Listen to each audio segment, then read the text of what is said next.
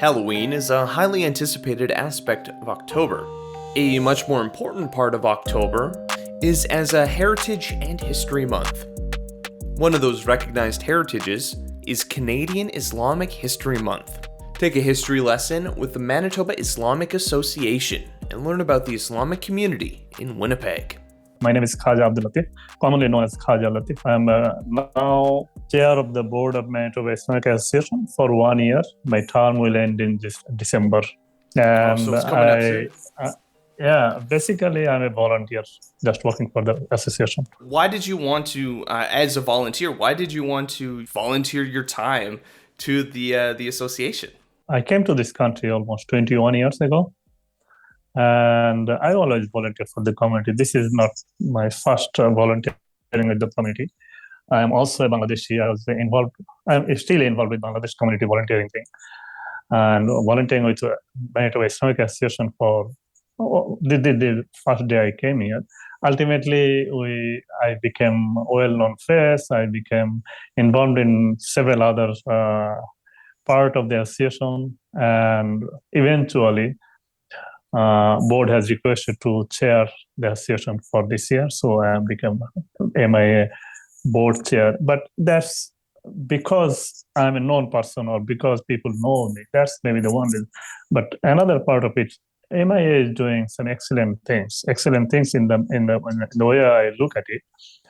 We are having so many different kinds of programs for adults, for young, for kids, for moms, for daughters, and for the entire community to educate, to train, to inform our newcomers, our old inhabitants, or Muslims who are here a long time, how to be a good Canadian and also a good Muslim. That's main thrust, and that is the focus we are trying to. I feel is very interesting, and it will contribute a lot to the society. So I was involved and still I am trying to be part of it. That's my main driving force to become involved in MIA. I mean, volunteerism is incredibly important. Getting out there in your community, building relationships, helping out others. It's something that I want to get way more involved in myself. Just, feeling connected to the community, because COVID and everything has made everyone feel, or at least for myself, made everything feel a little bit detached. And I want to kind of go in and, reconnect with the community, because that's how things get better. The more disconnected we are, the more turbulence there is within our societies and communities. And that's not how you move forward. In fact, when say this country, 70 or 80% people are living in the urban communities, urban society. Basically, urban society is forcing you to live like an anonymous entity. You become a number in a community, or maybe someone living nearby without any connections. And we came from a society, basically Muslims are well connected. They connect with each other every day 4 or 5 times. So if you are living in a community and not connected, you feel you're lost. And that's another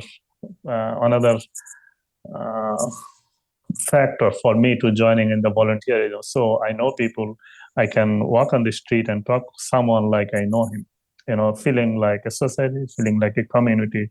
And this country, when people are going into urban living again and again, or maybe developing more and more into urban society, we basically change our homes every 3-4 years in Canada.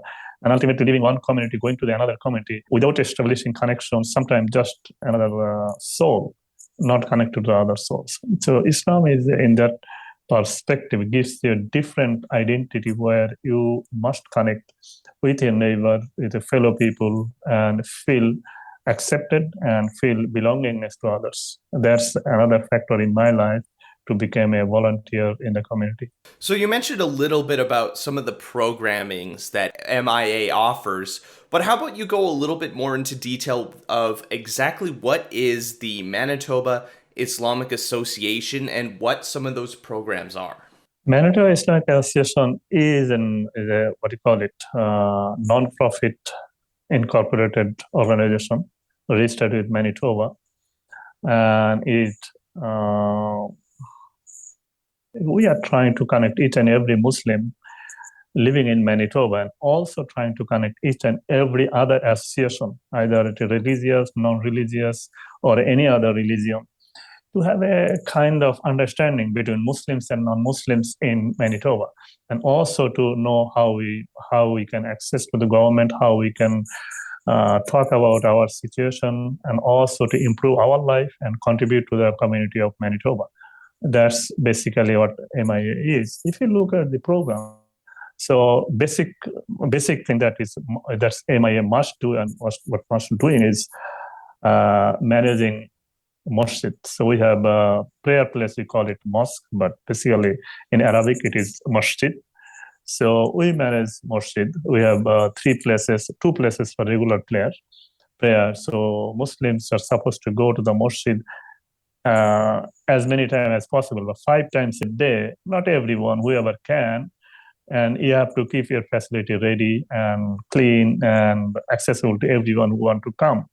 And every Friday, it's almost a kind of mandatory for the Muslim to go to masjid and pray on the Fridays. So you have to manage that first. That's your primary duty. Association does this part of it. Second thing is, also we have a few observations, like 3 or 4 times a year, we have some big gatherings, some community events. That also MIA's responsibility. But the main thing is to educate our people. If you live in Indonesia, or you live in Saudi Arabia, or living in Egypt or Mauritania or Morocco or Shad, whatever, you are living in a Muslim community, many of the things you need not to take care of it. Society or community take care of automatically. But when you come to a country where you are just a minority, very small people knows about you, and where you need to go to for prayer, observe your duties, or manage yourself, is tough until you connect with another fellow Muslim. We are providing that, trying to fill out that gap and trying to connect each other in different kinds of program. If you want to go for the detail, I will just summarize that we have program for young kids for summer camps. We have a program for education of learning Quran and Sunnah and other cultures of Islam. Also providing sports for young girls and women, providing sports for young youth, non-professional sports, basically to bring them together and to know each other in the community, so that they get an environment of known culture of Islam and Muslims. So that kind of feeds a little bit into my next question. Like, it's individual Muslim practitioners from all over the world. So it's a very diverse group that comes Absolutely. Here in Manitoba. But like any large belief system, like it can be hard to define. For different groups of people, it can mean different things. At least for yourself, what is Islam to you? And I know looking online, there was mention of something about like 5 pillars. And this is the word Islam is basically means your submission to peace, submission to God, submission to your inner self, like peace to your neighbors, peace to creations, peace to creator. And you do your duties as much as you can, but seek help when you need to spiritual help. You just seek help from God alone, no one else. That's what Islam is. If you go to very basic of it, God is one, and basically Islam is very strictly monotheistic religion. Monotheistic means no association of God with any other entity. God is unique.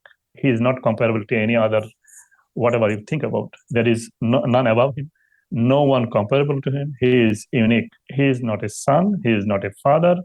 He is no other association. He is absolute authority on the universe.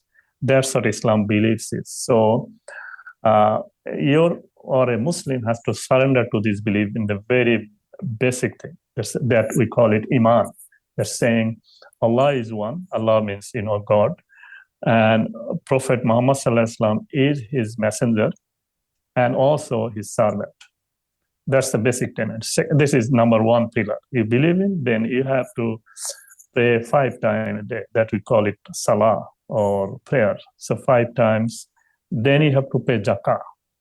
This is third one is zakah. Zakah means you have to pay a certain amount of your money to the poor. This will not go to the masjid, not go to another spiritual person, anyone. It must go to the poor people who deserves it. 2.5% of your surplus of a year. That's zakat. Third is you have to go for your pilgrimage. Say you have to visit Mecca a certain time of the year and spend time there and do some certain things. That your Hajj. Which one I have? Oh, and another is fasting. So every year, according to lunar calendar, you have to fast a month. Basically, it's 29 days or 30 days. Fast before dawn to dusk, up to sunset. So these are 5 pillars of Islam you have to obey and observe. Very interesting. I just think it's so fascinating learning about other cultures and their practices. Is there something like 2 specific, like, different groups of Muslims? It's like Shia and there's another one, or am I completely off base here? Oh yeah, there is a call it Shiite Islam, Shiite Muslim. They are, I think that a grouping from the Muslim that I would say is a political division, basically. Okay. So very similar to different Christian denominations. Not exactly. Kind of idea. No, I don't think so, because I have seen different denomination with explanation from Bible in a different ways. But in either Shia or Sunni, we have one basic book, that Quran. Shia and Sunni, they obey the same Quran, and also they explain Quran in the exactly same way. This deviation is coming where the political things are coming, not in basic tenet. They also have the 5 pillars of Islam. They also have fasting, then zakah and everything. So those are not different. Difference is when it comes to lineage in the means after the Prophet, who would be the next representative of Islam. That's where division started. That was started, I think, around, first it was, I think, about 100 years after Prophet, but political shape took around 1300. So it is 600 years after the demise or the death of Prophet Islam. So it was a power struggle. So who would be the representative of Islam Muslims? Is it the descendants of Prophet by blood, or person who would be selected by the other people? That's where all this thing came up. Okay, interesting. That is very interesting. Okay. Christian denominations is just way more confusing and way more scattered than. Okay, interesting. See, we're learning stuff here. At least I'm learning. So, for when I've been doing a little bit of research, so Muslim immigrants started to arrive in Manitoba in the early 1900s. Yeah. So now in 2022, how has the Muslim community grown? What is it currently like here in Winnipeg? I came in Winnipeg in 2001, and it's going to be exactly 21 years in few days. And I was in the first Eid prayer. We have 2 Eid prayer every year. So that time, I think it was just about 2,000 people. I could be wrong. But in last Eid prayer in the convention center, we had 3 prayers, one after another. And I was watching this head counts, because convention center will not allow more than 5,000 people in one gathering. So they are counting heads. And it was 10,000 plus 109, I guess. So in 3 prayers, 10,000 people came to convention center to pray. In 20 years, I don't know what is the total, but in a statistical figure, it's 1.5%. 1.5% of 1.3 million is around 18,000. I think it's around 20,000 strong. And most of these people are very new from, I would say, most of these people came after 2006-7, I think the last 10, 12 years. And it is increasing because of the conflict in different countries. Most people, Muslim people, generally don't migrate until they are pressured. This community bonding, this automatically creates through prayer and other system. They try not to leave it. I think these people are forced out of their homes. They came here and trying to adjust their life. And MIA is trying to provide that service they need. It's so unfortunate when people have to leave Yeah, their hometowns and their homes because of like some sort of political turmoil, natural disasters, war. Yeah, basically who are economic migrants. There are many economic migrants. There are people coming for good fortune, good life here. That's okay. But people who are coming from this horrifying conflicts or war and other things, is each and every story is heartbreaking. At least for myself, I've been finding that I've been able to learn and appreciate the stories of migrants and diasporas as I learn more about my own history. I'm a Mennonite, so learning about the history of them and how they've moved from place to place, continually kicked out and trying to find a new home, I can really appreciate the stories about learning about other migrants and diasporas and the experiences they've gone through, just from learning about my own history as well. Yeah, I know. Your name is Funk, so you Mennonite, I know that because I used to live in Morden. Oh, you did? Okay. I'm from Winkler originally. Okay, I know Winkler very well. I think I knew many Funk, and I know you guys very well at that time. That's good, because a lot of people, when I'm like, hey, I'm Ryan Funk, and they're like, Funk? What? What sort of name is that? Is that really your name? And it's like, oh. I guess, yeah, when you get out of like your like kind of community bubbles and stuff, when people don't hear, they're like, what is that? Because I guess when they hear the word funk, they just associate it with like music and stuff. Yeah. Coming back, for those outside of the Muslim faith, what is some information you feel is important to share with them about Islam? Islam is the most misunderstood religion on earth, tell you. And that misunderstanding started from 6th centuries, I guess, when Islam was, expanding like wildfire. Within 50 years, from zero to become the largest empire they had built in that time. And it looked like they had a huge military power or something like that. And that was against Christianity. Ultimately, those are all Christian empires. They're taking after Christian empires or countries one after another. That's the time all this misunderstanding started spreading. It never stopped after that. And with the fall of Baghdad in 1259, with I think against Halagu Khan from this what do you call this? What do you call them? Kublai Khan, Halagu Khan, the Genghis Khan's descendants. Baghdad was sacked. After that, Muslims, I think, lost their ways in imperialism or establishing another empires. After that, it was the Ottomans and there were the Mughals. But none of these people were true Islamic rulers. They ruled countries by basics of Islam, not by Islam, but ruled as a Muslim ruler. Most of these people were trying to adjust themselves or looking forward to lengthen their empire or their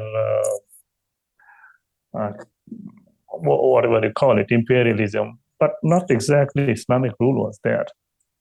Even last part of Abbasid, I think you already know what Abbasid are. So like first four representatives of the Prophet, then it was Umayyads for about 70 years, then another 500 years under Abbasid. After Abbasid was totally destroyed by the Mongol hordes. Then it was Fatimid in Egypt. Then it is Umayyad in present-day Spain. And then it is Ottomans taking almost all of Abbasid afterwards. Then Islamic world succumbed to the British Empire, to the French, to the Germans, to Russians, and ultimately non-existence. But modern Western interests in the countries. That's fighting against the Muslim. Ultimately, was defeated by the other imperial powers. But by the end of it, it was nothing more than an empire of Muslims, not Islamic country or Islamic rule. So that misunderstanding, fighting against, or people who are always defeated have a different history than with people who own it. So today, if Russia wins, history will be different than if Ukraine's history will be totally different, the way it exists. So this misunderstanding, I think, going on for last at least 1,000 years or 900 years. And not many people faced Western people, or not many Muslims came to the Western shores to show what they are. And most likely it is a good opportunity for the Muslim to show what exactly they are. And I would say each and every one who came before us on this shore, on these Western countries, they also should try to explore what Muslims are, how they look like, what they're doing, and what exactly they mean. They should. Not many people are interested in religion anymore, but still, it's even if they think it is culture, say it, what they're doing, what is good or bad in it, or try to explore it. Muslims, it's like our mosques are always open. There is nothing but open space. And there are books out there you can read or borrow and talk with Muslims and try to know what these people are. I mean, I'm very kind of just barely dipping my toes in the water about learning the history of Islam, but like the Islamic Golden Age was so fascinating. Like revolutionaries in mathematics, science, like the birthplace of like surgery in Egypt. I can't remember when I forgot the date completely, but they had hospitals and things that were more progressive than what we have in our modern medical systems. So it's very interesting to just learn about the history of Islam that has been completely demonized in modern media just because, of radical extremists. That just because one small group of people did something horrible should not reflect the entirety of hundreds of millions of people. If you have time, you have enough time to give you another 4 or 5 minutes what you're trying to say? Yeah, that'd be great. First of all, think about this thing. Islamic empire was way different than Western empires, other empires existing at that time. Why it is different? You are talking about innovation by the Muslims, like hospitals, like lenses, like many other, even in medicine or philosophy, they were advancing, not like it's all their own contribution. They are borrowing all these teachings from Greeks, from Indians, from Western countries, and using it into their purpose. Yes, if you think an empire is tracing from Morocco to India, and you have to rule all these countries, and these rulers are not like emperors. I can give you one example. One name Western countries know very well. His name was Salahuddin Ayyubi. You know who Salahuddin is, who took Jerusalem from Christian crusaders. So Salahuddin Ayyubi, when he died, you know how much possession he has? Nothing. Only 3 coins and a horse, and maybe 1 sword and a shield. That's all he used to possess of his own. So most of the Muslim rulers were dedicated to serve their people in the name of God. So they didn't have their personal possession. They never had personal possessions. And many of the armies are volunteers. When these volunteers armies are fighting others, they're fighting just for heaven, nothing else. They're not thinking, I will be rich, I will be getting this money. That's not their thought. So that empire expanded so quickly because these are fanatic fighters. You cannot fight a person who is not caring about his own safety. So that's how it was spread. Second thing is innovations. So if you're a benevolent ruler, you have to provide solution to the problems the empire is facing or your people are facing. So they started using different techniques, different engineering, different philosophies that was created before. One good thing about Islam is, you see this, Darwin has a problem with his theory of evolution. Islam, there is nothing like that. You will, any scientific innovations or discoveries, they will not oppose it because it's in Quran, in different sites, Allah is full of science, and you explore. Even there are arts to go different countries to learn how people do things. So it was open from the very beginning, open to the knowledge, seeking of knowledge, application of knowledge to do good to the people. That's how this empire's golden age came into being. They were innovating the best of the irrigation system possible at that time, best of the medicine or treatment thing they can do.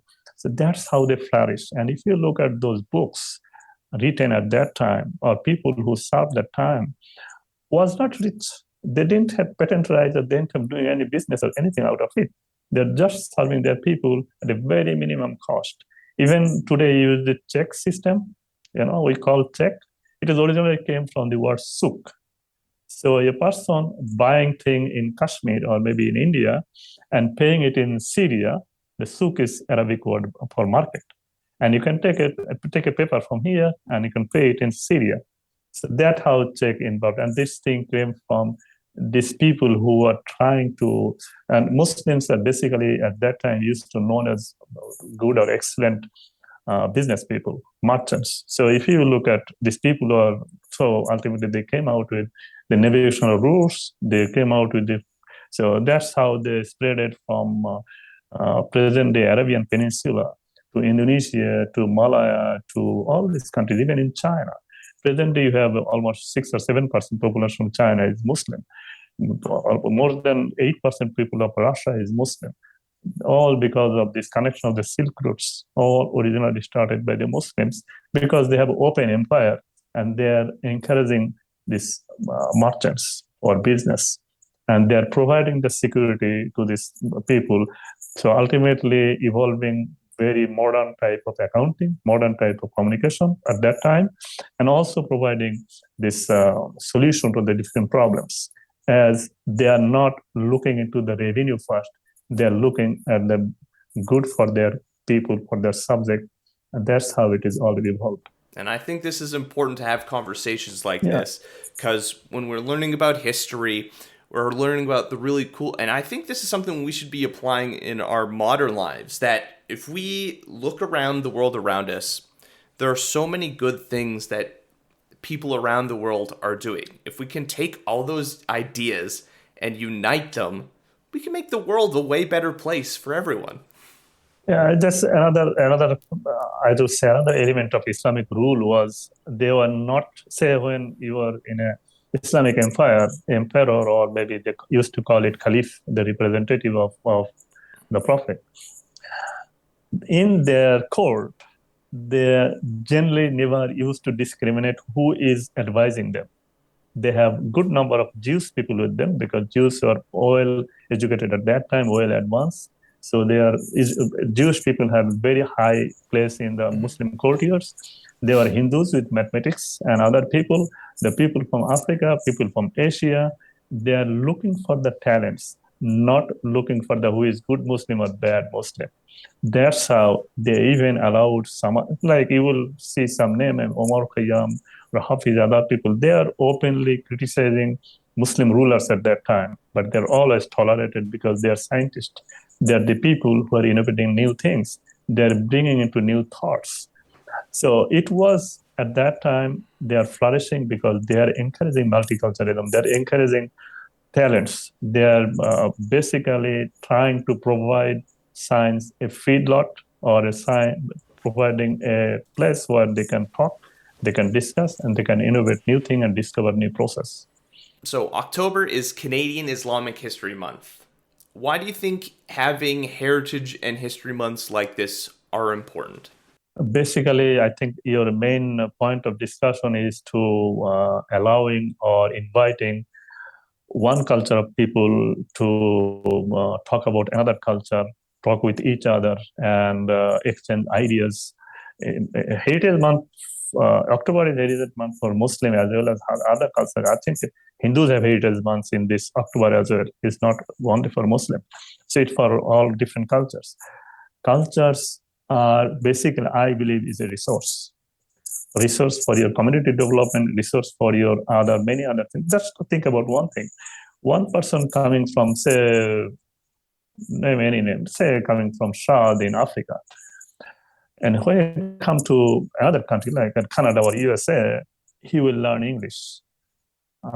But he has treasure of knowledge about his own environment, treasure of knowledge of his own country. When he's learning English or adapting to a Canadian life, he's leaving behind the resources he has inherited from his upbringing, from his society, that will be lost. This exchange of ideas, or heritage month, when we talk to each other, those resources can be tapped into the mainstream society of Canada or in other countries where we will be talking. Say today I'm talking with you, you are knowing some new things or new ideas, and these things can flourish under this kind of month, where say this month we use to talk about our heritage, our past, and we try to say how you should look at Canadian society to be a good Canadian in this country. Still standing on your own platform, still observing your life, still abide by the Islamic rules and regulations. So it's very, very helpful. Well, thank you so much for taking the time to chat with me and share a little bit about Islamic history and heritage. Islam started from a zero tenant. The person who started preaching Islam at that time, he was 40 years old, and he lived 23 years of his prophecy. And he was an orphan. He was, at the one time, he became totally helpless, has nothing, but ultimately he survived. And the thing he preached by the will of God and help of God, and he ultimately completed the giving Quran from Allah. And it took 23 years to give it to the people. One thing in the Quran is saying, do not worry about, and that was, I'm talking about 733 or sometimes 632. It's after how many years? 1400, 15 years, that book is still intact as it was. And people, based on it, and ultimately flourished into different countries and become Muslim, and holding that unique identity still today. And if you see the way we pray, way we behave in a true Muslim way, exactly as it was 1400 years ago. Have any stories you'd like us to share or communities we should highlight? Leave a comment on our social media or reach out to us on our website. I'm Ryan Funk. This was You Talk, and have yourself a good one.